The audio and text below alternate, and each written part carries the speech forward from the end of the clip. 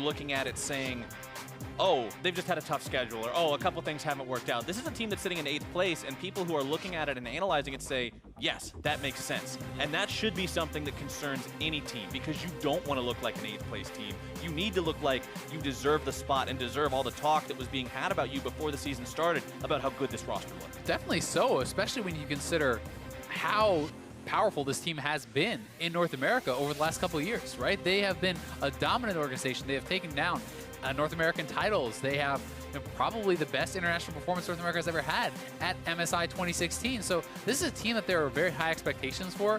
It's a team that was talking about, their international aspirations, and right now they need to focus on the short term. They need to focus on improving within North America, competing against a lot of these teams, because many of the rosters that were considered to be very weak at the start of the year are picking up steam, are starting to look better. When you look at, a Golden Guardians or an Optic Gaming or even Clutch, a lot of people have them towards the lower end of the standings. And these rosters are performing and are looking better and better, and CLG needs to keep pace. Well, for CLG, that pace will all start with a first step here against Clutch Gaming. If they can end that streak and find a win, bans Varus, Galio, Ornn, banned out by CLG. Clutch banning Skarner, GP, and Zoe away. CLG first picking that Kalista, Clutch responding with Azir and Sejuani. And we were talking about this a little bit before the games today. It is interesting to see the ban away on the Skarner coming out from Clutch, because this has been LirA's best champion. It certainly has, and I think it makes it kind of somewhat surprising, right? Like you're saying, it's very, very weird to see when LirA's stats on Skarner have been so much massively better than on everything else. I mean, he's averaging down 600 gold at 15 when not on Skarner versus plus 50 gold at 15 when on Skarner, right? That is an incredibly big difference for this champion, and you can kind of make the argument that, is it the playstyle that's changing, or did this one champion just kind of bridge the gap, right? Because LirA had been pretty vocal earlier in the season talking about the fact that, hey, I used to just play Lee Sin and Nidalee and these sorts of champions, and I was able to kind of smash on those by playing the early game, and it doesn't work in this meta. It doesn't work with this team because we need to play a different style. And now we get to maybe find out, has he actually adapted and fixed some of those weaknesses, or was Skarner just kind of covering that up? We're going to get to find out, as he will be on that Sejuani like we already mentioned. The response in the jungle from CLG is Zac, and they grab vel'koz for the mid lane against Azir. We've seen Huhi play this before. It is one of those specialty champs that he likes to break out in certain matchups, in certain moments, and we're going to get to see it here against the Azir of Febiven, who has got a pentakill on this champion already so far this split. And it was against CLG. To be CLG. reckoned with, yeah. It's not exactly a good memory. It's one that you want to bottle away as fast as you can. Yeah, definitely so. I mean, the interview that Darshan was talking about, Febiven was kind of laughing about the fact that, yeah, they're just running into me. They're just giving me all these kills. I don't know what was happening. I mean, in that fight where he gets a pentakill, ReignOver actually died twice in the fight. He started the fight dying. He respawns, he runs back, he dies again. That's the pentakill. But either way, Huhi is going to be on this vel'koz. It is one of the lane matchups that can be pretty powerful against someone like the Azir. It's one of the few champions in the game, along with things like Xerath, that actually have the range to match and actually punish that Azir. So, even in the later stages, right, if you're looking at the team fight, it can be tough to actually position properly when the vel'koz ultimate can just take you down from full on the Azir if you misstep, if you're putting yourself in a bad position, especially in combination with a Zac. If you can find someone with that elastic slingshot, bring in the Azir, combo him down, that can be pretty powerful. But a little bit of a red flag for me with CLG is, their bot lane has not been performing very, very well, but they put so much priority on getting this bot lane pick, right? They went for a first pick Kalista, they banned away the Varus, and they need to be able to kind of bully and dominate that bot lane for that to have paid off, because you gave over the Sejuani, who is the power pick when Skarner is off the table, and you gave over the Azir, who is such a powerful pick for Febiven here, so you're giving up a lot to get that Kalista. You need to see them have success. Yeah, it shows a lot of faith being put in the bottom lane that, like you said, hasn't fallen on the best of times recently, but looking at the bans across the second phase, it's support, support, support, and support. All of those tanky supports, the Braum, the Alistair, the Thresh, the Tahm Kench, all banned away. Clutch go ahead and swoop up that last remaining tanky support, the Taric picked up there for Hakuho. The response from CLG, sort of a pseudo-tank, but still one hell of an initiator with the Rakan. Yeah, it's very interesting because you almost never see the Rakan separated from the Xayah. People almost exclusively play this champion with the other, like in pro play. It's pretty rare these days to see it picked separately, but there's a lot of bans on the table, as you pointed out. 4 tank bans, the 5th kind of taken away here. He's not going to be willing to go to a more traditional kind of range support. So he is going to be ending up in this matchup, and let's see how he's going to be able to perform, because Rakan does have very powerful engage alongside that Zac. They are going to be having a pretty powerful entrance here, especially when you consider the fact that you can actually Kalista ultimate the Rakan in for even additional range. Kalista ultimate into the Flash RW is a ridiculous amount of engage range there. The blind pick Gnar is going to be answered here, though, by Sion, and Sion has been really picking up steam as of late, getting a lot more professional play. Now, there are a couple different schools of thought on how to play it. Some people are going Glacial Augment, but traditionally, this has come out as a good lane matchup because of the Emax Comet Sion. You can build up some of that early mana. You actually only put 1 point in Q. You're going Emax into W. It's just about actually poking out this Gnar when he is in mini form with that Comet, with your E, and trying to be able to just kind of farm it out. You're denying the Gnar an easy lane against the tank, and generally speaking, Gnar is able to dominate that lane and put the tank behind, whereas in this case, Solo should be able to go even or even better and then have a lot of teamfight impact. Yeah, the teamfight impact is so big on Sion. If he can line up that CC correctly, you get the slows into the knockups, and even if you do go down, the glory in death allowing you to still have that presence in the fight and make your opponents disengage. Definitely so. And I mean, their front line is going to be very, very powerful here. You have the Sion and you have the Sejuani backed up by a Taric. That speaks to so much teamfight strength here from Clutch Gaming. A lot of it is going to be about how well can Huhi position to kind of avoid that damage and be able to return fire with his ultimate. And honestly, how well does CLG's bot lane do? If you are not going positive in lane here, with this first pick Kalista, then the draft seems like maybe it fell a little bit flat. Yeah, it'll seem a little misguided if the Kalista doesn't end up accomplishing quite a lot this game. But that being said, I'm also going to have eyes on Huhi. Like you said, a lot of this is going to come down to his positioning, keeping himself safe, making it so he can deal out that artillery-style long-range damage. And also, I mean, on vel'koz, 3.5 of your abilities, I'm not really going to count the ult all the way because it's really kind of hard to miss, but it's skill shots, right? Yeah. Every single thing comes down to how you aim it, how you play it. So for Huhi, I'm really going to be closely watching how he performs on this pick that we really don't see anyone else play.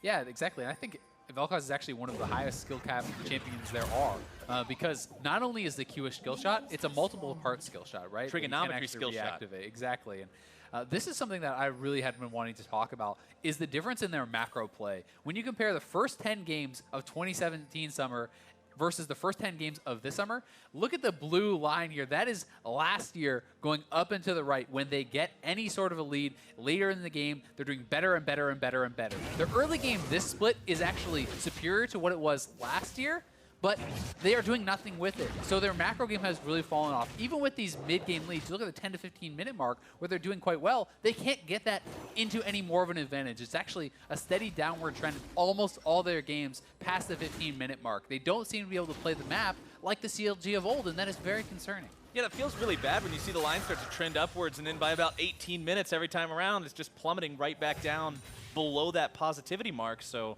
CLG really looking to fix up some of those errors, and we're starting to run out of time here, Azael. We're on week 6 now. There's 9 weeks of regular split play. They've got to get it together soon. It's like Darshan said as well. They're playing against Clutch and Golden Guardians, I believe, this week. Those are teams you need to be beating if you want to make a run for the playoffs.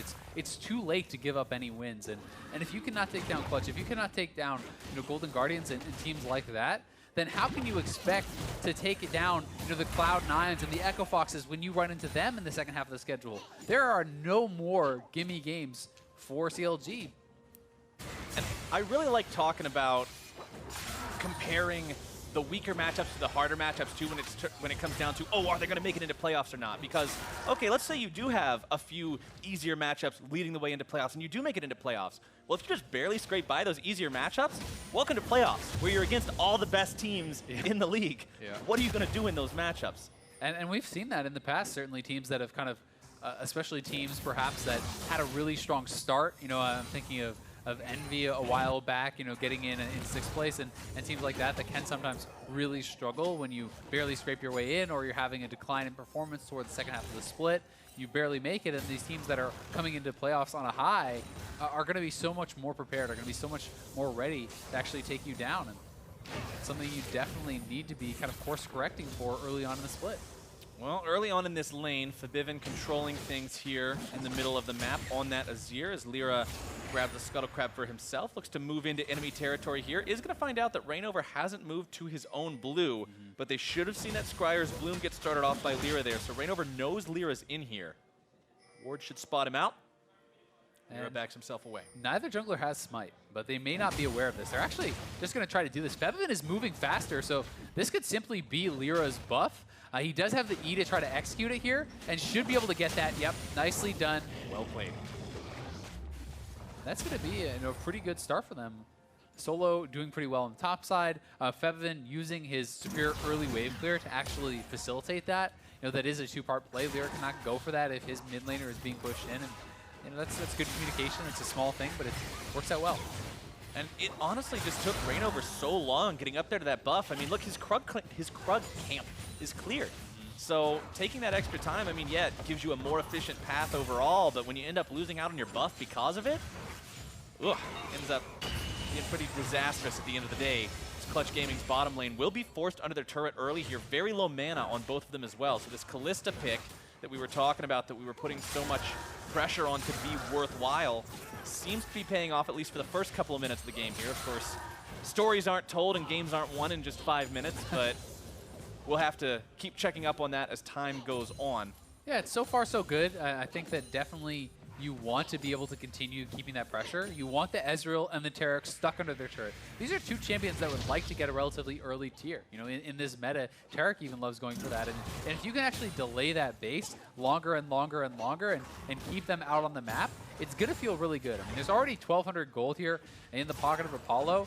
He would love to be able to base when he's low on mana, but if Stixxay and Biofrost can keep vision out so they know they're safe from LirA, can keep these guys shoved in, it can be very difficult to actually find a good timing to get back to base where you won't lose too much. And that's somehow, sometimes the way you can actually get an advantage in these types of lanes. And talking about advantages and where everybody decides to put those focuses on, I want to comment really quickly on the fact that LirA has taken domination secondary on the Sejuani, when normally you will see somebody go for either free boots from Inspiration or celerity from the sorcery tree to get some extra movement speed. LirA going in there, I'm assuming that's strictly for zombie wards to maintain more overall control over the map and have that bloated vision score that we talk about, just having those extra eyes all over the place. I think that's an interesting approach compared to the norm. Yeah, definitely so. I mean, he has gone for the zombie ward and the Relentless Hunter as his domination secondary, so really a heavy focus on that vision. And yes, you do give up a little bit of kind of maybe selfish stats, right?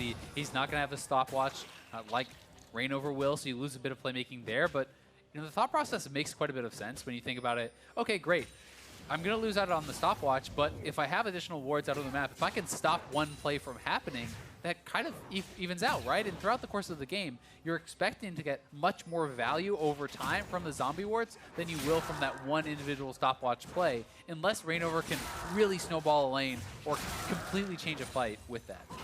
Right now, it is a few hundred gold of a lead in terms of Clutch Gaming's edge over their opponents. You can see a lot of that lead actually coming from the jungle, where LirA is about 400 gold up compared to ReignOver, but the ult from Huhi, they're going to make Febiven dash away, but Febiven doesn't lose anything for that. He's not using either Summoner, he's not using his own ulti, so Huhi not getting much value so far from that. Definitely not the ultimate that Huhi wanted, but this is something that he actually likes to do quite a bit, is actually look for these ultimates where you're just getting pressure, you're pushing your opponent out of lane, and Darshan pretty far up here. LirA is in the bush. LirA showing up in the counterattack there as Darshan tries to make a move onto Solo. One more hit will trigger that Sejuani stun. More CC comes out, and that is it. He brings the hammer down for first blood. Yeah, Darshan caught reaching there a little bit. He doesn't have any vision. There's no wards in his opponent's jungle, has no idea where LirA is, goes aggressive in the Mega Gnar, and he's been caught out like this quite a few times in the season, trying to punish his opponent in that 1v1. Instead, loses his flash, gets first blooded, and doesn't even get a summoner from his opponent. So that is a big deal, but on the bottom side of the map, CLG have gotten a lot here. Because their jungler was topside, Clutch have to back off somewhat. It's first turret going over to CLG, and you can say that the spot lane has paid for itself now. And here it is. You look at this, Darshan doesn't have the vision. He knows he's in an advantage in the 1v1 as far as this trading when he's going into Mega Gnar, but no way to actually get out. You can see that fourth hit passive is up there. When you flash and that still has not been used, You use the E to actually stun him up, get the bonus damage there. Then you ultimate after it, and it's such a long CC chain that it sets up for the smash there from Sion and First Blood on solo. So a good read there from LirA of where he needed to be and what he needed to do, sort of going back to that conversation that we were having during picks and bans about, has LirA just adapted his playstyle a bit in his time on Skarner, or was it Skarner just allowing him to build advantages for himself that he otherwise wouldn't have had? So far, he seems to be out-farming his opponent. He's had one successful gank to his opponent's none, so he's doing a good job so far. You know, so he definitely has done well, right? And I think that you have to give credit where credit is due as far as that goes. He's looking pretty good. You can see Bot has actually swapped lanes to answer. Apollo did get a really nice buy-off now, and we'll be going towards an Iceborne Gauntlet, but the bottom lane pick has paid off. I think it's fair to say here for CLG. They get the first turret down. They have a pretty nice buy. They delayed the base timing quite a bit from Apollo, and despite the fact that things did not go well on the other side of the map, that's not really on them, right? And Darshan may have a tough time in this 1v1 because Solo is rushing straight towards that Frozen Heart. He's going to have CDR, which is going to allow him to continue poking out more, have more ultimates, and honestly just be so hard to take down. CLG thinking about trying to take down the duo lane of Clutch here in the top side, though. Apollo and Hakuho wanting to get away from this one. Biofrost trying to make the initiation, but an excellent flash away. Clutch Gaming's going to keep their guys alive and grab that Ocean Drink. That was so fast from Apollo. Yes, he is expecting to engage as Biofrost is coming forward, but you still have to be quick enough to actually do it because the flash RW coming out of Rakan is incredibly fast, and being able to get away from that is a big deal, but it's going to be another turret probably going the way here of CLG, or at least a lot of damage put down. Clutch did trade for a Dragon on the bottom side of the map, and a relatively early Ocean is going to help their laners out even more. And that's going to be very nice for the Taric, for the Ezreal. Honestly, for everyone on this team, they're going to get quite a bit of advantage. Oh, nice interrupt there on the dash. A lot of damage coming through with that ulti. Febiven knows it's not enough to kill him, though. And that knowledge means he doesn't have to use a summoner spell. And yeah, knowledge is power, but Huhi uses this like this all the time. He loves to get lane control with that ultimate. Chunk out your opponent, try to push him back to base, and try to get turret damage down. Try to get lane pressure. That's how he utilizes it, because the cooldown is really not that long on the ultimate. Even before he has much CDR, you know, at this point in the game, it's a minute and a half. It's not that big of a deal, and as he picks up more and more cooldown reduction, it will be a very low cooldown.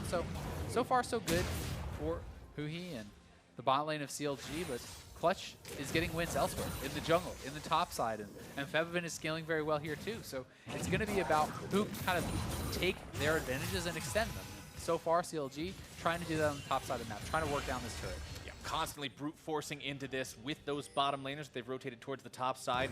We did also see ReignOver take the Rift Herald just a couple of moments ago, so that's also going to be available for CLG. We'll have to see where and when they decide to use that one, if they can get a lot of value there. I mean, honestly, if CLG can take down the top turret with their bot lane, then move 5-man mid and drop the Rift Herald, crack all the outer turrets there in a reasonable pace, that is going to be a big advantage for them as far as gaining vision, as far as getting tempo in the game.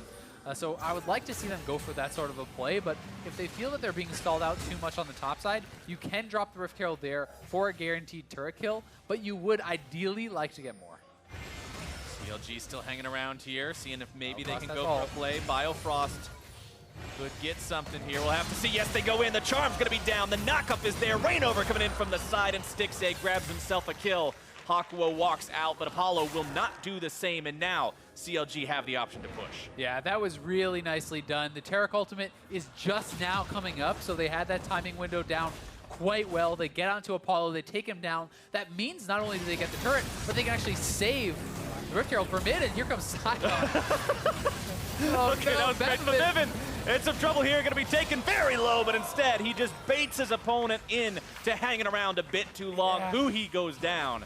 I mean, it was still a 1v2, and Huhi is trying to turn that around, but maybe take the little win and actually just survive that gank, get out of there, because he was taking so much damage backwards, and the fact that a solo is there to also add more means he does get taken down. I mean, he's playing with cleanse. He doesn't have a heal, right? So certainly a little bit of an overreach, but either way, at least they're making plays happen on the top side. At least I finally got to see something funny happen with Sion's ultimate. That was...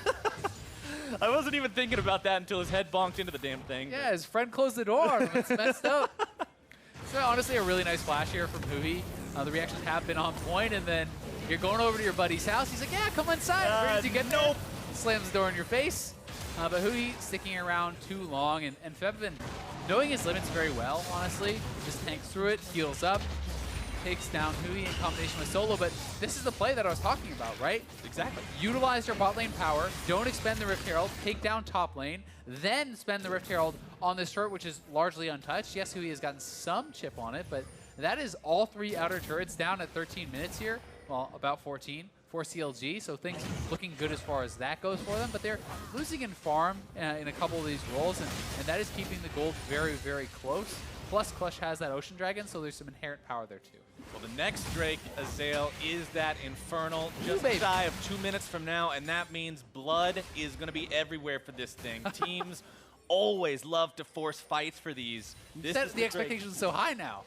It always pays off. No, somebody's going to fight for this. I guarantee you. This is, we're not talking cloud, we're not talking ocean, we're not talking mountain, man. This is Infernal Drake. It's on fire. That's true. That's true. Teams love this thing, and I love it too because it means we get to see those mid-game fights get forced for it. Just about a minute away right now as you're starting to see item power spikes coming online in terms of those first items. You got your Nashor's Tooth on the Azir. You've got your Iceborne Gauntlet with the Tear on the Ezreal. On the opposite side, Morello Namakan, Blade of the Ruined King, the big items done for the carries. Yeah, I mean, Kalista at this point of the game, very, very strong. The amount of CC that can come out with the Kalista ultimate into the Rakan ultimate is very big. And especially if Huhi can actually get to level 11 for rank 2 of that life form disintegration ray, that is going to be a big deal for any team fight around that Infernal Dragon. And I think that CLG is a team that will want to try to force this. The front line to me and the team fight is simply more consistent and going to be stronger in the later stages of the game, likely here for Clutch with triple front line plus Taric ultimate and 2 very powerful carries. So CLG wants to make plays now while they have more ability to do that, right? Because later in the game, if you do not instantly catch Febiven, he will wipe your team off the map. Yeah, you look at the team composition from Clutch Gaming and you say, okay, you got a big meatball in the top lane, big meatball in the jungle, meatball support. Well, where's the damage come from? Then you see Azir and you're like, okay, entire thing makes a lot of sense now because that one champion can do enough for the entirety of the 5-man squad. As over the wall goes LirA, looking to find the catch here, and they have found it with style. Biofrost goes down. Now Clutch seeing if they can find anyone else. The TP in from Solo just to make sure as Clutch Gaming moves over towards that Infernal Drake. I told you there would be blood. That's true, but we just got 1 kill, and it's only support. Hardly even counts. You're just trying to downplay it. But either way, I mean, all of CLG's well-laid plans out the window, right? They wanted to try to set up around this, but look at the vision that Clutch has in that Dragon area. It's so powerful. Having all those wards laid down in advance meant they get to pick on Biofrost. CLG has to run. They have to give up that Dragon with really not any chance to challenge for it. So just a well-done, well-prepared for Dragon there from Clutch, and that's partly gifted to them because of their power on the bottom side of the map, as they had been around there more recently and just won the vision battle. And turrets going the way of CLG, but Clutch Gaming building up their gold, as you said earlier, through the kills and through the farm that they've been getting.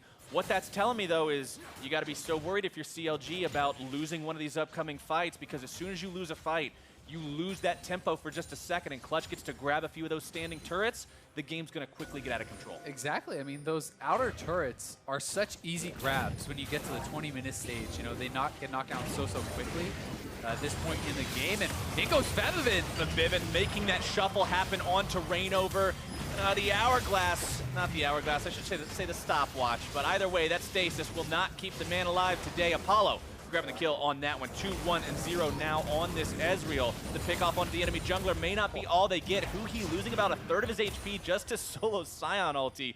The follow-up from the E into the Comet will take him down below half, but CLG struggling to seem to find really much footing here. And honestly, I hate to see those kind of stopwatch plays if you're going to use it when you're already dead. The item doesn't really sell for much anymore at all. It's really not worth hardly anything. And this is CLG feeling pretty confident. Febiven goes in, makes a nice play. And what are you going to get here from this stopwatch as ReignOver, right? We actually talked earlier in the game about the comparison of, oh, LirA went for Zombie Ward, right? And it's, okay, well, ReignOver has stopwatch. He can make a play. Well, they're trying to make a play topside onto Febiven here, but he's just like, okay, you wanna use the quickness on me? That's fine. I'll just kill you, I guess. Not really too concerned about that one, but that's a pretty big ultimate down. from CLG as the True Shot Barrage comes over the wall. Does find Bio. The damage isn't there. The accuracy is. I'll give him credit for that one. I mean, Febiven is just playing this game so well. The most impressive part about it to me is how calmly he is playing in these situations. He gets all comboed there from Rakan, and the Kalista is there. He doesn't even blow a summon. He doesn't do anything. He's just returning damage. He knows his limits. He knows he can actually win that 1v2, and it's CLG that have to retreat.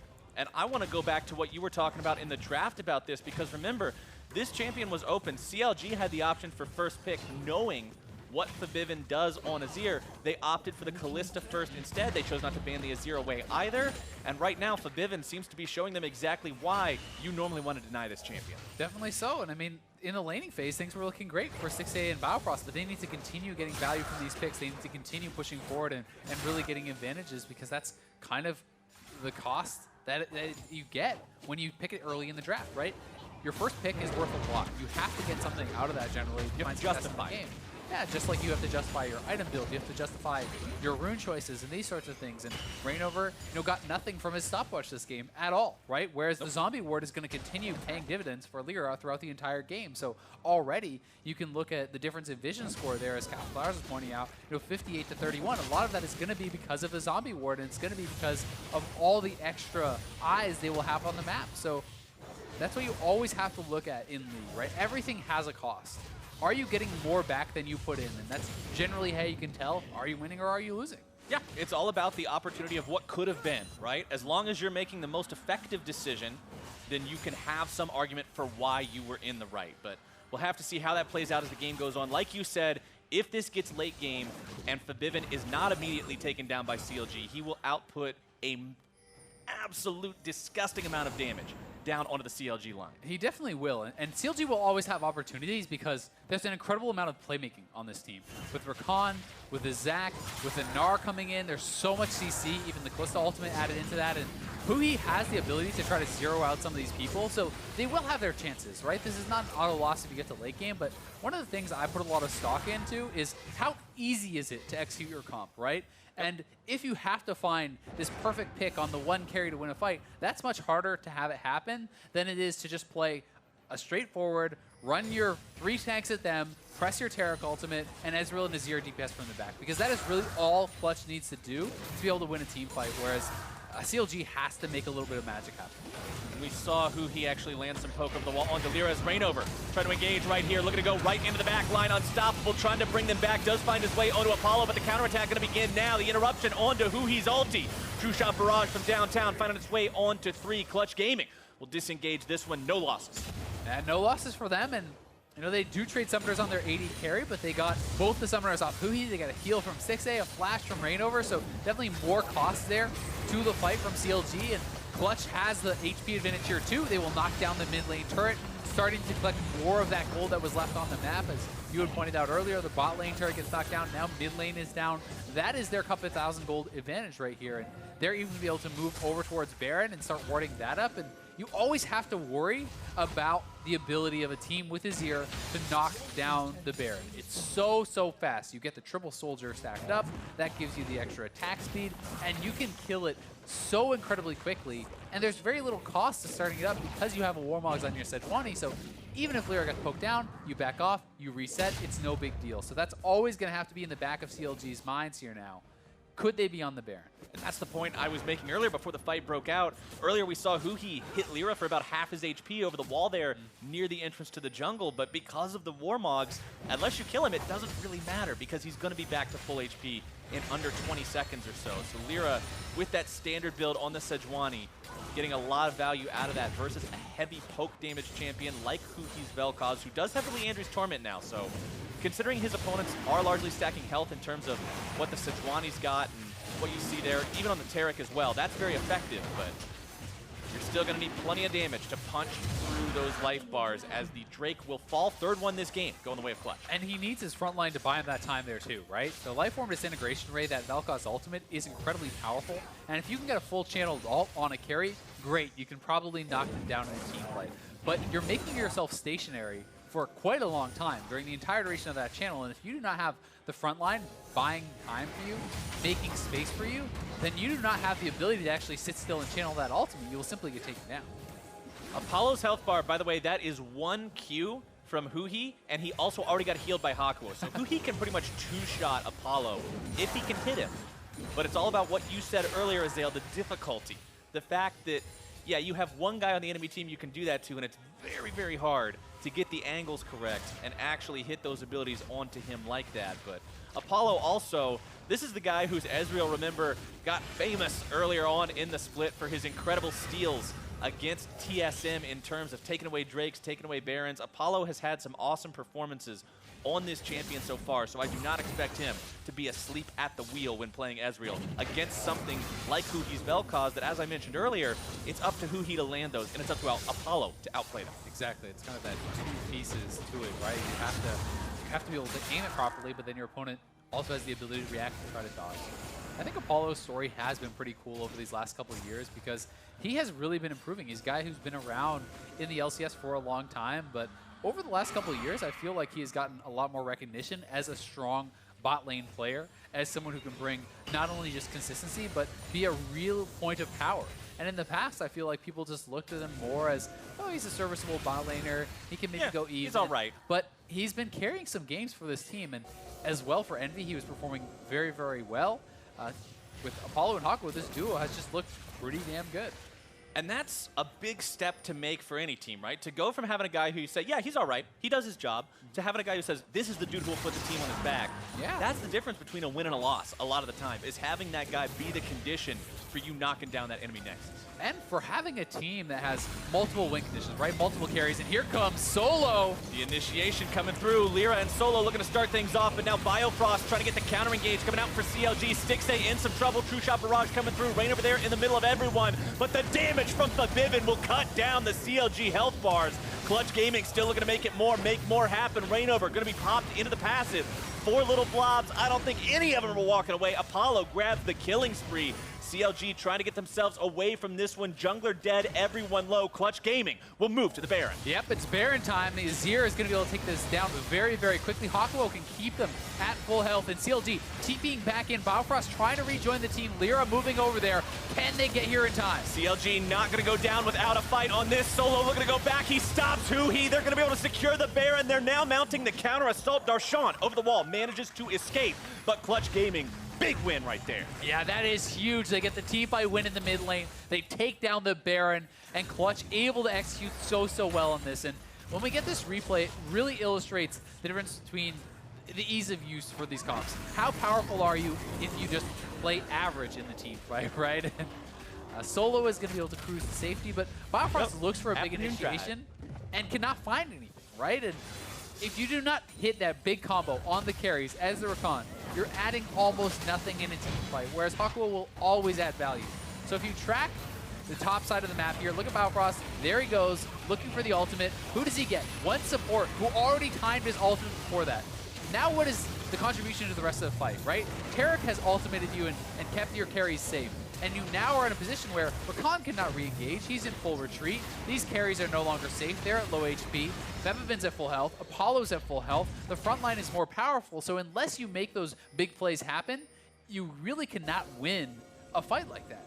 And as you can see on your screen right now, if you happen to have any overreactions from this game, send them to us using the hashtag NALCS for Dash, Jat, and Mark Z to discuss on the analyst desk later on in the day here. But for now, we've still got to determine whether or not CLG can come back from this, because Clutch Gaming has slowly just been seeming to build themselves up a lead over the course of this game. They've been playing things cleanly. Of course, they lost a couple of turrets early on, but that CLG turret count, Azael, it was at 14 minutes that you said, this is awesome. CLG, they've got themselves 3 turrets, only 14 minutes into the game. 27 minutes into the game, still 3 turrets, no progress. Exactly, and the bot lane has not been able to extend any advantages, and honestly, when you lose the Baron, when you lose control of your jungle, it gets so much harder for the playmaking, engage type teams to actually make things happen, because you need to have vision. If the team sees you coming, you will not be able to catch them off guard, but here they have caught Febiven. Febiven going to be in some trouble, but the Taric ulti will land in time to keep him safe and get him out again. Wonderfully done by Hakuho. Yeah, that was so good from Hakuho, but Solo keeping him pretty aggressively there. Tanky enough to get away with it. He's Sion, he don't care. Yeah. He's got 2 lives. He'll be okay, and Double Ocean honestly means Febiven can kind of just stay around anyway. He's regenning up pretty quickly. Apollo was pushing here in the mid lane, trying to extend that advantage, but CLG needs to play around Fog of War, right? And the less and less pockets there are on the map that Clutch does not have vision, the less and less places there are to actually make those engages happen, right? You need to be able to force that, and it's hard to do. Solo is not the guy that CLG should be looking to force anything on, though. They will take him down to about half HP. Remember, he's got Warmogs now, just like LirA does, so any damage is not going to stick whatsoever. They'll continue pushing onto this Tier 2. Clutch Gaming now officially with the turret lead after taking that Tier 2 there in the mid lane.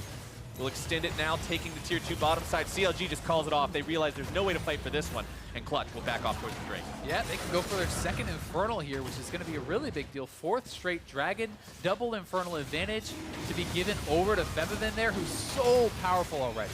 And because they're taking this, look at where the clock is, 29 minutes into the game. That's the cutoff for anything taken after that point spawns an Elder, so it's going to be a very early spawning Elder. If Clutch Gaming maintains control for the next 6 minutes, that's a game-winning buff. It certainly can be. Solo is honestly fully online at this point. He has 40% CDR here on the Sion. He's actually, well, was just up in farm, but basically dead even on farm with Darshan. He's way more tanky. He's going to have a lot more use in the team fight.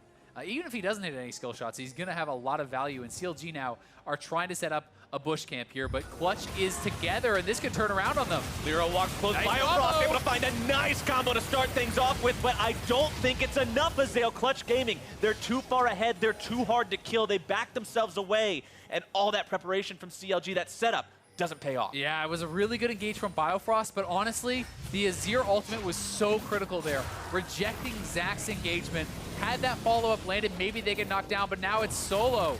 Looking for more as Clutch push up mid lane, 5-man strong. ReignOver is over the wall on the side, gonna look for Febiven. Trying to find it, man. Manages to get his way onto 2 airborne. Can they take him down? Yes, Febiven drops, and CLG has found their fight, making a double kill for Stixxay. CLG has found a potential channel back into this game, but they've got to do something with the momentum. Yeah, they need to try to get more than just those 2 kills, but there's not a lot on the map to do, so they're going to try to push up, pressure this Tier 2 turret here, maybe get a little bit of gold. The death timer is pretty long on Febiven, so we'll see how aggressively they want to shove this up, but only 2 minions means they probably can't go for the inhibitor. Having that Azir down is so much of the damage from Clutch Gaming. They're going to go for it. They've got the health bars. They've got everybody on their team here good to go. It's 5 versus 3. LirA's going to come up, try to buy a little bit of time. But Clutch Gaming not in the best spot to defend this right now. They will move up, force their opponents away with only the inhibitor turret. But a great strike back from CLG, showing they may be down, but they're not out just yet. Yeah, definitely showing some life there. Nicely done from CLG. You know, that initial engage over by the Baron buff, and then again, ReignOver is able to find a pocket of vision that Clutch does not have control over. And this is after the initial engage. Over the wall, you can see he's completely out of vision.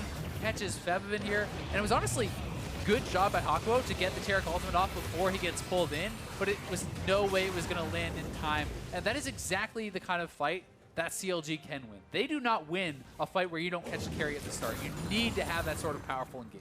And that's exactly what you set these guys up to need to do earlier on in this game. You said, if this goes late, if we're 30 minutes into the game and Febiven is not immediately killed at the start, he's going to destroy everybody. Yeah. And every other fight he has, that's his first death so far this game. And honestly, if you're CLG, you're going to need to take that number up to 2, 3, maybe even 4 if you want to win this one. Certainly so, but now the fact that they have actually knocked down an inhibitor turret means you win another team fight, you probably get an inhibitor, right? And if the minions are in the right position, if the death timers are long, there's potential to even end the game. So CLG definitely far behind, you know, down 4 dragons, down 5K, but if you can open up those pockets of vision, if you can find the perfect engage and that perfect team fight, they have potential to turn this game on its head and honestly win off maybe one fight.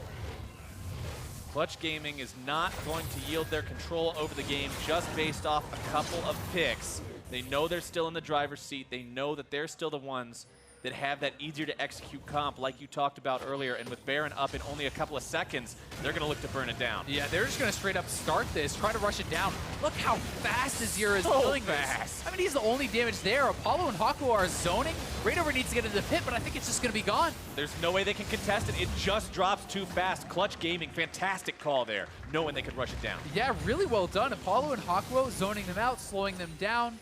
You know, with those Qs from Ezreal and the Iceborne Gauntlet, the 3-man squad burned that Baron down incredibly fast. And now again, CLG on the back foot, but they have this pocket of vision. They know that Clutch doesn't have any sight here as they've swept it out. They have double pink, and they need to find these engages. But it's hard because anytime there is a dark spot like that on the map, Clutch should be playing respectful around it, right? They know they have vision all over the top side jungle here for CLG. They're not there. Where else could they be? It's probably going to be around that spot, and Clutch plays it smart and backs off. Especially against something like a Zac, right? Something that has so many more gank avenues, so many more engage paths than most champions do. You've got to give respect to Clutch for giving respect to CLG and making sure they don't fall into that trap that could otherwise undo a really good play in taking the Baron. Lots of respect all around. Lots of respect. We are having a wholesome, respectful kind of a game here today, Azael, but now can Clutch Gaming find themselves a way into the enemy base? They still have 3 inhibitor turrets left to crack. They definitely do, and they're going to move in here, try to step 1, take out the vision, clear out any opportunities for CLG to find that big engage. And I also really like the itemization here. Double lock it, I think, makes a ton of sense when CLG essentially has to burst down a carry or they will lose the fight, and they're going to find Febiven. Here we go, Febiven in some trouble, going to be throwing out the ulti, trying to keep himself alive. The Taric ult just in time, still going to be brought back into the rest of the team. ReignOver able to supply that one as Stixxay goes on a rampage, bringing him down.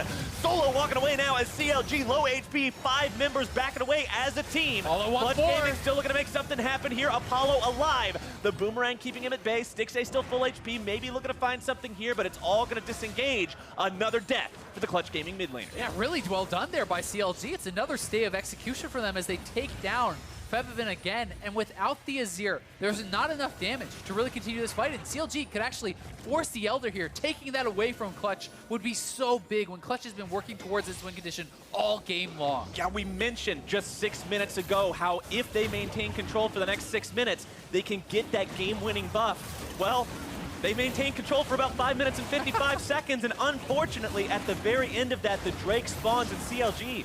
Although they've got no Drakes, although this buff isn't huge for them, like you just mentioned, you deny it from your opponents, you get yourselves a little bit of extra time to catch up, and CLG is not going to let this one slip away. Here's another replay. Yeah, right past LirA. Biofrost flashes in, finds the engage onto Febiven, and despite the fact that the Taric ultimate landed, the follow-up CC was there. ReignOver pulling in Febiven. He's going to get taken down, and honestly, Febiven has gotten picked off twice like this. You need to be more patient. You need to have your front line in position before you step up. Sit back, wait until you have full vision, then move forward, because you going down means the end of the fight for your team. Febiven needs to be playing more respectfully to the long-range engage. Yes, it is very hard playing against a Rakan and Zac. I am not saying that it is not. It's extremely difficult, and they can engage from a full screen away, but you need to take that and realize that and stand that full screen back until you have vision of everyone. CLG now in a spot where they're feeling better and better as time goes on. I mean, if you rewind this game 10 minutes ago, you're feeling worse about it as CLG than you are right now. After having got that Elder buff, after having picked off the enemy mid laner twice, CLG knows this game is still within their grasp. They just have to keep playing smart, punishing those mistakes from Febiven. And now they're in enemy territory. For so long this game, Azael, we've seen CLG on the back foot. We've seen all the action happening on the CLG half of the map, but it's now CLG who are saying, okay, we're going to put the pressure on you. Yeah, this is a bit of an awkward situation. Clutch is pushing up mid. CLG is topside, but they're going to be the ones to kind of back off. They actually cancel their recalls now as they see Clutch was basing, and they will continue the push. They're going to get this tier 2 turret top Grabbing it and for take free. down even more gold. So yeah, definitely closing the gap here, but they need to keep their foot on the pedal. They need to keep finding these good engages, because all it takes is one fight where you could not find Febiven, and he will still take it over. The Clutch Gaming comp is still easier to execute. It's still easier to kind of win in a front-to-back battle. So they need to control vision. They need to do their due diligence with that, sweeping out wards, laying down pinks. Everyone needs to be really on top of that. And I totally agree, but one thing I also think that we've got to keep in mind here is momentum. It's something that we talk about so much in these games, and about how just one singular swing can really make a difference in everything that happens down the road. For Clutch Gaming to have such a strong way forward, such a good inertia earlier on in the game, looking like you're going to be able to lock this one away rather rapidly, and then all of a sudden you hit 2 big roadblocks with Febiven being picked off those 2 separate times.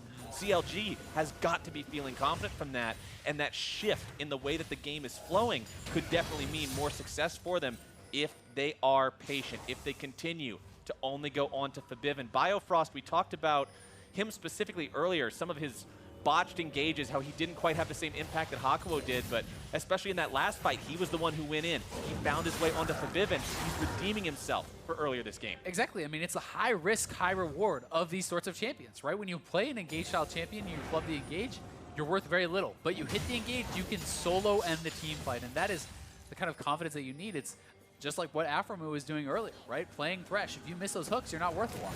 If you hit him, well, you can win the game. You're the zero or the hero. Yep. Let's see which one he ends up being as the True Shot Barrage finds its way into the brush. Not going to do a whole lot of damage. The Azir turret has been summoned as a defensive point here for Clutch. And look how far back Febiven was playing. They spotted them in the bush. He was staying over back by his turret, knowing that he is the target. Solo's starting this off now, and Febiven can move up. Solo using the ulti to go in there. ReignOver forced to flash out.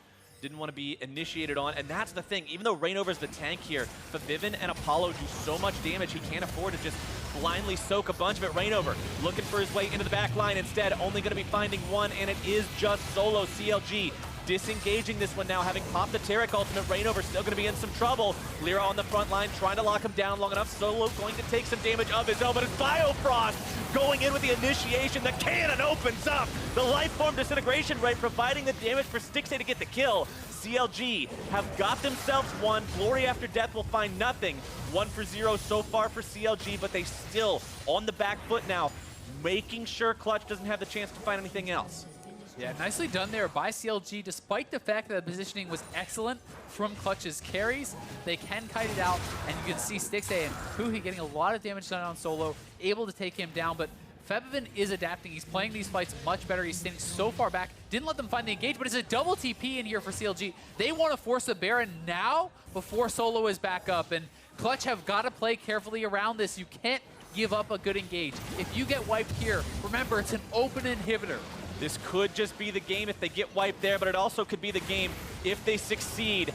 Clutch Gaming, they've got 9 seconds without their top laner still. Sejuani ulti thrown out just to try to buy some time. Baron down below half HP. Kalista Spears ready to rend along with the smite.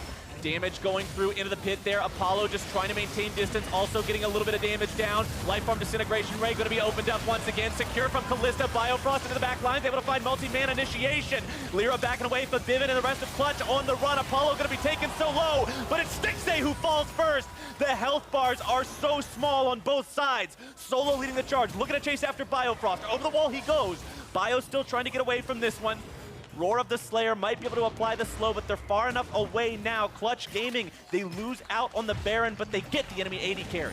Yeah, they do get the kill, and Clutch was so low, but critically for Huhi, he didn't have a blue buff. He didn't have any mana left. If he had any mana in the tank there, likely could have cleaned up a couple more kills. Febiven and Apollo were both sitting on like 5% HP, but with no mana on your vel'koz and your AD carry down, that was such a close fight. I mean, CLG was ridiculously close to actually acing them, even though it ends up in a 1-for-0. Clutch playing this fight pretty slowly, delaying, trying to buy time for Solo to get back up. He respawns now, immediately starts TPing in as they're moving forward, and you can see Huhi already very low on mana at the start of this fight. Stixxay able to get the Ren kill there. Nice engage from Biofrost. Look at the health on Febiven and Apollo. Both get extremely low. Stixxay flashes in, but does not have the support of the rest of his team. He essentially jumped in there one before he could see the Quadra, the Penta in his eyes. You know, 1 or 2 more attacks, and he may have been able to take down the carries and then just lifesteal tank through the rest of that, but it was not to be. Very, very close overall. Look at that, 6,795 damage from Stixxay's Kalista. Next closest, 3,979 from Apollo's Ezreal. So Stixxay's doing a lot of work in these fights, putting down all that damage, and it goes back to what we were talking about with this big tank line on the side of Clutch Gaming. That's a lot of health you've got to shred through if you're Stixxay, so you're going to be putting up some big numbers, hitting all 3 of those guys. Yeah, with the lethal tempo, the Lord Dominic's regards, you have the Blade of the Rune King to punch through that too, so you're stacking an incredible amount of spears. You have a lot of attack speed. You're doing percent HP damage, and you're going to be able to get that fight done if you can actually stack up enough spears and have the time and have everyone keeping you safe, which requires CLG to put pressure on the carries, which requires ReignOver and Biofrost to keep finding the engages and putting pressure on Febiven and Apollo to shove them out of the fight. And it's this really interesting back and forth, because if you have a simple fight, Clutch will win it, but CLG needs to go in, engage, push the carries back, then back off and buy time for Stixxay, and it's this dance back and forth that is being executed very, very well from a deficit by CLG. And that deficit has been at about the same place for so long now. Back when I chimed in to talk about the turrets that hadn't been taken from CLG, the game was about as far apart then as it is now, but now we're 16 minutes later. The gold deficit means less and less as the game goes on because everyone is approaching those full build markers. You've got one more item to build on your mid laner. If you're CLG, you've got about half an item to build if you're Clutch Gaming, but both of these guys are nearing that GG point where you can't build anything else. I mean, Azir is ridiculously strong at this point, so they are wave clearing pretty well. If CLG is going to go, it has to be on this wave, you feel, but they're knocking down that turret pretty quick. Apollo taking some damage, Stixxay as well. ReignOver charging up the elastic slingshot just in case, even though we won't be going in just yet. Turret down very crucially low. CLG knows that a little bit more time, maybe one more wave, and they can burn that one down. But Baron's no Clutch is thinking the same. And that's the last Baron wave, so that's why they would have had to try to go on that one, but they're still willing to stick around. They have massive waves in the bot side, so they're just going to try to step forward and knock this down. In goes ReignOver. Solo's not going to allow him to go all the way into the back line, though. Taric ulti already going to be expended. A lot of health burned away from ReignOver, barely going to be kept alive. Biofrost into the Clutch Gaming line, but can't quite find the carries. LirA taken low. Stixxay's damage, able to rend that Clutch Gaming tank low, but not dead. Front line's hurting on both sides. Bottom lane turret barely going to be saved here by Febiven. The inhibitor turret drops, but the inhibitor's still intact. Yeah, I mean, on the top side, the inhibitor turret actually lived with a barely any HP, but it does stay alive, so that's two very low inhibitor turrets, one down still in the mid lane. Clutch's base is starting to be in a bit of shambles there, but it is actually full build now here for Febiven. He actually sold up the large rod, decided to go for a Banshee's Veil, trying to have perhaps a little bit more survivability against Huhi, who can kind of knock him out from the back line, and trying to have more opportunities to actually enter the fights and now deal his damage. And one more reminder, in case you have any overreactions from this game that has honestly taken us on one hell of a roller coaster ride so far, go ahead and send them in using hashtag NALCS to Dash, Jat, and Mark Z so they can break them down on the analyst desk after the dust finally settles on this one. It's still a 5,500 gold game. TP coming in from Darshan as CLG starting to force out the Elder Drake already, daring Clutch Gaming to come into them and make this fight happen. ReignOver in position over the wall in case he needs to utilize the slingshot. Stixxay still just going to be filling that Drake full of all kinds of spears. Yeah, I mean, Clutch, if they're going to go, they need to force Stixxay off before he can get too many spears for a guaranteed execute. It is going to take a long time for CLG to kill it, so they have some time, but if Clutch gets this dragon, they can win the game, and in goes Solo. Solo starting things off. ReignOver going to be jumping here into the back line as well. Only brings the front line forward. True Shot Barrage goes through. LirA going to be barely walking himself away from this one. Lifeform Disintegration Ray onto the back lines of Clutch Gaming. Both sides hobbling away, looking to regenerate here a little bit. Huhi's still firing off those spells. From Huhi. Turret self-destructs mid lane in the meantime, as everyone continues fighting back and forth on this. Stixxay has so many spears in that Drake. It's down to about half HP. Solo still in the front line here, looking to just try to keep CLG away if he can. Apollo down to half HP. Fight's going to be restarting. Biofrost drops. Febiven grabbing himself that one. Apollo low, though. You've got to keep your eyes on the carries. Redemption going to be used. Elder Drake still below half HP. Another ulti comes in, and Solo's starting things off. Two more dead on the side of CLG. Stixxay and ReignOver looking to run away as Clutch Gaming find themselves the Drake. They find themselves the fight. They're looking to find themselves Stixxay. The stun hits. The QSS procs. The damage continues coming in. But where are the carries? Stixxay still going to be taken low. More CC comes through. True Shot Barrage from all the way back in the mid lane. Solo grabs the kill. ReignOver hobbles away. And now the turret's under pressure in the mid lane. The inhibitor's likely going down here. That's the game. This should be the game. Clutch is just going to clean it up. They get the Elder Dragon. They have an incredible fight with Solo finding so much success with that second ultimate, and that is going to do it. CLG fighting tooth and nail, but not able to hold on. CLG put up one hell of a defense, but Clutch Gaming played that last fight the way it needed to be played. You mentioned 40% CDR on that Sion earlier. That equates to a 36-second cooldown on the level 3 ultimate. There's no way CLG was expecting that one. It catches them by surprise, and it wins the game.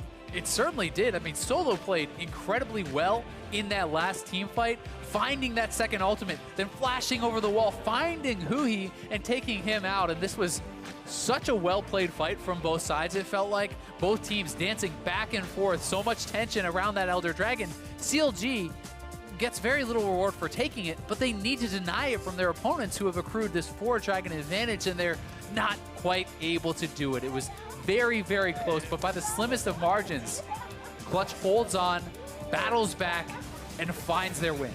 Clutch Gaming looking great in that last team fight. There's so many times that you see games get decided by micro, so many times you get to see them decided by macro, but CLG came back in a macro sense this game in that they were able to play around, they were able to take control of the game back a little bit. They also came back in some of those micro victories that they took, finding Febiven and picking him off, but that last final team fight, that Sion ultimate was just so big from Solo, and honestly for Clutch Gaming, you've got to be feeling good, racking up another win here, continuing to make more and more of an argument for yourselves going into playoffs. Definitely so, and also, you know, we talked earlier about finding different win conditions on a team. The more ways your team has to win, the better it feels, and Solo is not who most people look at as the guy who's going to carry the games. And honestly, today, I think he did. I think that he laned incredibly well on the top side. He did actually a lot of contributions in the team fights as far as damage. He built very, very well, gets the early 40% CDR, even has a lock to help his team survive. He's finding clutch engages. I think he played incredibly well. And having that as a performance out of your top laner for Clutch, this guy who's supposed to be maybe going even or kind of gracefully losing or whatever, have him really perform so well in a game like this is so big, because we know Febiven can carry games. We know LirA and Apollo can carry games, and if Solo can too, then damn, this team is pretty good. And that's what we were talking about, that whole Envy with upgrades theory, right? What people were saying by the end of last year with what would Envy look like if they had top-tier solo laners? Well, we're starting to see what this team can look like when those solo laners step up, but now we're going to send things down to Avli May and Clutch Gaming's Emperor in the mid lane. Thanks, guys. No pentakill this game, but you have picked up Clutch Gaming's 5th win in a row. What's happening behind the scenes that's allowing you to perform so well? I think it's just the process. Like, we're learning so much so quickly, and I feel like our coaching staff is doing such a good job, and also the players are working really hard. And yeah, it just feels great, you know, to win and also see a lot of progress. Tell me what happened in that game-winning dragon fight, because it seemed like it was chaotic at a point, and then you guys came out. Yeah, it was kind of a stall when you are like 5 against 5 the dragon, and then I think their Rakan kind of messed up, and then we killed one guy. And if you kill one guy so late in the game, then you cannot lose the fight. And we had Sion ulti as well, and then they got the caught out of position. So yeah, I think they messed up, but we obviously played well. Well, looking at your opponents for today, CLG, how did their performance today compare to when you played them the first time? I mean, I think they had a pretty good early game. Obviously, they have a really strong bot lane, so they could take our towers. But then, like, I feel like I don't really like the vel'koz pick at all. Like, obviously, they played well around it, but I feel like we played pretty poorly. Like, we gave them the comeback, kind of, or I did, because I played pretty bad. So, yeah, I just don't really like their draft, and I think we had better picks. So, but I think they have a good plan. You know, they can definitely win against teams playing like this. Now this week, the 8.4 patch has come out. There's a lot of changes to mid lane. What are your thoughts on the patch so far? Yeah, it's kind of weird to see a lot of mid lane changes. I haven't really got into it too much. Like, the patch already comes out like 2 days before we play LCS, so I try to not play. I play solo queue obviously, but I try to play the champions that don't require with like the new item builds. So yeah, it's kind of weird. I have to look into it, and it's gonna be exciting for sure. And the guy who tier crafts the most is gonna stand out ahead, so it's gonna be fun. Are there any surprise champions that you think are gonna pop up in the mid lane, or ones that you're hoping for? Well, I think Victor is gonna be good again, so I'm really excited to pick up Victor again. We saw Caps today in the ULCS. He was carrying so hard, so yeah. Well, congratulations again on your win, and for more on this game, let's hear from the analyst desk. Thank you very much, Avali, Febiven, and the rest of Clutch Gaming picking up their second win against CLG so far this split. You know, in reference to the meta, I'm not going to say that Victor's coming back because of us, but I have a feeling nothing that to do with Victor the buffs. might be coming back because we, you know, make this champ work. No, in all reality, you guys saw the call-outs throughout the duration of the game for some overreactions. We thought that this would be a good one to start making some, you know, divisive statements, and I'll let these two experts tell me whether or not they are overreactions or the contrary. So first things first, we've actually got an overreaction from one of our own analysts right here. Riot Jat, blue side is pretty OP on patch 8.3. Yeah, so this is one of the big reasons I picked CLG in this game. Because coming into this game, blue side was 10-1 in North America because Skarner, Gangplank, and Zoe are all super valuable first picks. Clutch is one of the only teams to ban all three of them. And CLG is now also the only team to lose on blue side this patch in NA.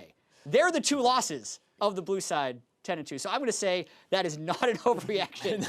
So, but it's indicative then of some kind of an issue with CLG, right? Yeah. Well, that too. Maybe not specific to the side. Yeah, I'm but not sure I'm quite ready to fully overreact on it because it could just be a meta thing. Like, Europe is a lot more balanced. I think they're 10-10 on 8.3. They ban Skarner a lot more, where Skarner gets picked here and then wins. So it might just be the kind of thing where people are slow to throw it on that red side must ban list. And so maybe it'll stabilize a little bit. But if people keep leaving up one of those 3 power picks on red side, then yeah, blue side's broken then. Yeah. Well, we got just 8 more games to go in this week. We'll see if that score line normalizes a little bit. Moving right along, Ninja Cows says Febiven is easily the best mid in NA. He was making a great case early on in the game, and then he died a million times to engage. As you heard him say, he played pretty bad, so I'm going to say overreaction. Yeah, we're working up some mid lane tier lists for tomorrow's countdown show. Yeah. So I've been thinking about this a lot. I am going to say it's an overreaction. I don't think he's easily the best, but I do think he deserves to be in the conversation. And if Clutch continues to win at the rate they are winning, there's a chance he's there because he's the best player on that team. All right. I don't even think that's that big of a debate. So if he's the best player on a second place team, then he's there. But for now, it's an overreaction. All right, this next one's a toughie. George Gondim, I believe, says CLG is out of playoffs. They will not make the playoffs. Not an overreaction. Not an overreaction. Especially if Jack keeps picking them to win. It's the truth. It's the truth. Yes. So overreaction or truth? CLG is 3-8. Wow. The fewest wins I've seen when we've had best of ones 18-game season make the playoffs is 8. They have 7 games left. They need to win 5. Wow.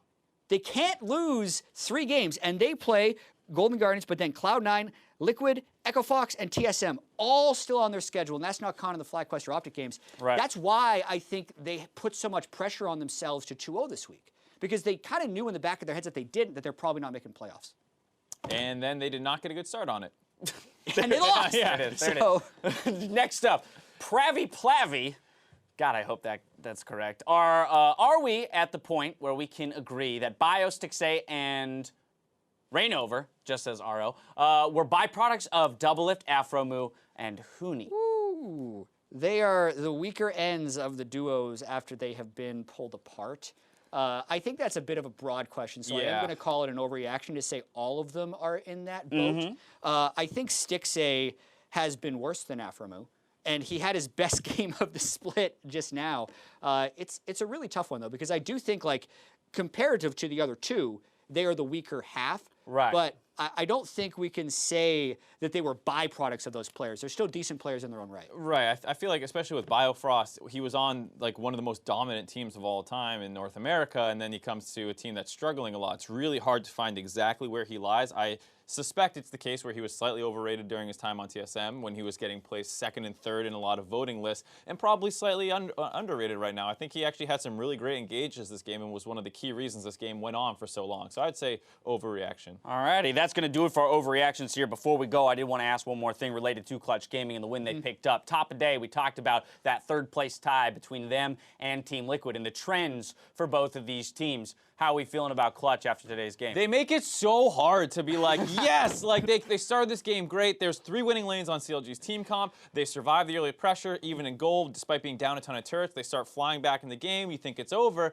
And then Febiven, their best player, just keeps dying, and it stalls out forever. And the only reason they win, basically, is because they had double Infernal Drake in the late game with a better scaling team comp. Yeah. And it's like, how can I say that this is like really coming together. They're good, right? But I just have a hard time being like #3 team. Yeah, it's so hard for me to divorce the results of them winning 7 of 11 games and 5 in a row from what I'm seeing and the way that they're winning. Like, we actually, before we decided to do overreactions, had a minute of ReignOver's boneheaded jungle pathing at the start of the game, which allowed LirA to get that early game jungle lead, and then they still lost the 3 outer turrets. Like, those aren't things that a super good team does, but there are definitely lots of good aspects of Clutch Gaming. They have very good late game team fighting, and there's a lot of good things, but they have not put it all together yet. Yeah, winning the last 5. Something's going right for the squad. Up next, TSM hope to topple Echo Fox. Don't go anywhere. If you're looking for player insight, Freak, Sneaky, and Meteos, we'll be bringing you the cast on NALCS, or rather for the NALCS Lounge on Riot Games 2. We'll see you soon.